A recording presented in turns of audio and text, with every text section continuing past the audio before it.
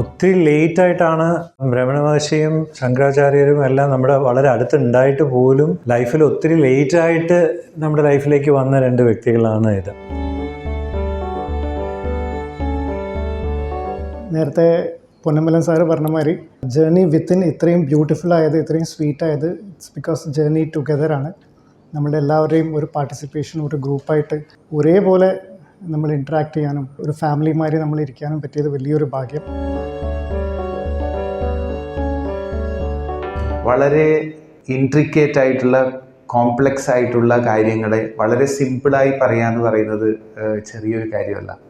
അതാണ് സാറിൻ്റെ പ്രത്യേകതയും. ഇപ്പോൾ സാറിൻ്റെ സെഷനിലോട്ടേക്ക് വരാനുള്ള ഒരു പ്രധാന കാരണം വളരെ സിമ്പിളായി നമ്മുടെ ഹൃദയത്തിലേക്ക് ഇറങ്ങിച്ചെല്ലുന്ന വിധത്തിൽ അതിൽ പറയാനുള്ള ഒരു മെത്തേഡാണ്. അതെനിക്ക് ഈ സെഷനിൽ വന്നിരുന്നപ്പോൾ അതെനിക്ക് തോന്നി.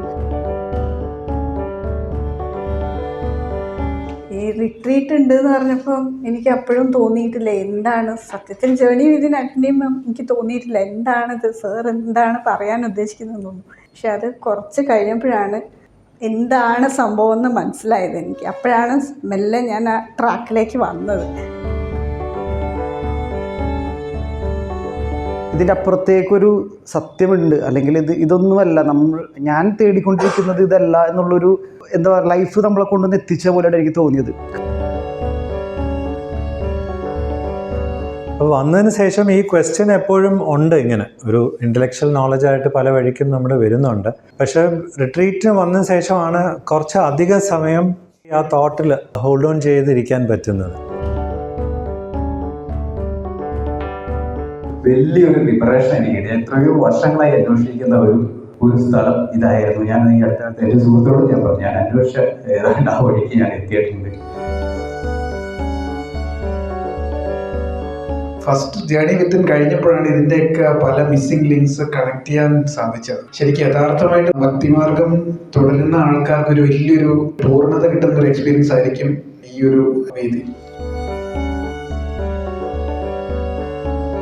എനിക്ക് തോന്നുന്നത് ദാഹിച്ച് വലയുന്ന ഒരാൾക്ക് വെള്ളം കിട്ടണം. വെള്ളം കിട്ടാതെ അയാൾക്ക് സമാധാനം ഉണ്ടാവില്ല. ഇപ്പോൾ സാറ് നമ്മൾ ഈ ക്ലാസ്സിൽ നമ്മൾക്കൊരു കിണർ കാണിച്ചു തന്നിട്ടുണ്ട്, നമ്മൾ കോരി കുടിച്ചാൽ മതി. അത് നമ്മൾ എന്താ പറയുക, ഇപ്പോൾ നമ്മൾ ഈ 2 ദിവസത്തിനുള്ളിൽ നമുക്ക് എല്ലാവർക്കും അതിൻ്റെ ഒരു ഫ്രാക്ഷൻ ഓഫ് സെക്കൻഡെങ്കിലും നമുക്ക് അതിൻ്റെ ഒരു ചെറിയൊരു റിഫ്ലക്ഷൻ നമുക്ക് വന്ന്, അതിനി നമ്മൾ എത്രത്തോളം നമ്മൾ അതിനെ മുറുകെ പിടിക്കുന്നു എന്നുള്ളതിലാണ് കാര്യം. ഇനി നമ്മുടെ ചോയ്സാണ്. പിന്നെ ഈ പറഞ്ഞ പോലെ സാറ് പറയാറുള്ള പോലെ വല്ലാണ്ട് പ്ലാൻ ചെയ്യരുതെന്ന് സാറ് ക്ലാസ്സുകളിൽ പറയാറുണ്ട്. അപ്പോൾ ഓക്കെ വരട്ടെ എന്നുള്ളൊരു ആറ്റിറ്റ്യൂഡിലാണ് പോയിക്കൊണ്ടിരിക്കുന്നത്. പക്ഷെ അതിൽ പിടിച്ചു നിർത്താൻ സാർ എടുക്കുന്ന effort it's priceless. As A teacher ആയി നോക്കുക, ചില കോൺസെപ്റ്റ് മനസ്സിലാക്കാൻ വേണ്ടി ഒരേ കാര്യം പല ആംഗിളിൽ കൂടെ പറയും. കോളേജ് ക്ലാസ്സിൽ ചെന്നാൽ സെയിം തിങ് ആണ് ഞാൻ ചെയ്യുന്നത്. ജേർണി വിത്തിലെ 3 സെഷൻസ് എല്ലാ മാസമുണ്ട്. അല്ല എല്ലാത്തിലും ഒരേ ഒരു കാര്യമാണ് സാർ പറയുന്നത്. But the problem is attacked at different angles. അതിൻ്റെ ഒരു എഫേർട്ട് എന്ന് പറഞ്ഞാൽ ഇറ്റ്സ് പ്രൈസ്ലെസ്. മാസ്റ്റേഴ്സ് ഒക്കെ തന്നെ പറയുന്നതാണ്, എൻക്വയറിയുടെ അത്ര തന്നെ ഇമ്പോർട്ടൻ്റ് ആണ് സത്സംഗ്. ഈ 2 ദിവസം നമ്മൾ ആ സെൽഫിനെ പറ്റി തന്നെയുള്ള ഡിസ്കഷനും ഡിസ്കോഴ്സും ആയിരുന്നു. അത് അത്രയും വലിയ ബ്ലെസ്സിങ് ആയിട്ട് തോന്നുന്നു. എന്താണെന്നറിയില്ല, എല്ലാത്തിനും ഒരു കാംനെസ്സും എന്താ പറയണ്ടേ, എല്ലാത്തിനും ഒരു എന്താണെന്നറിയില്ല, നല്ല എക്സ്പീരിയൻസ് ആയിരുന്നു. So glad to meet you all. ഇപ്രാവശ്യം വിത്തൗട്ട് എനി ഡിസ്ട്രാക്ഷൻ ആ പ്രോസസ്സിൽ കൂടെ ഈ നിമിഷം വരെയും പോകാൻ പറ്റി എന്നുള്ളതാണ്. അതുകൊണ്ട് എല്ലാം കൊണ്ടും it was A very effective retreat form.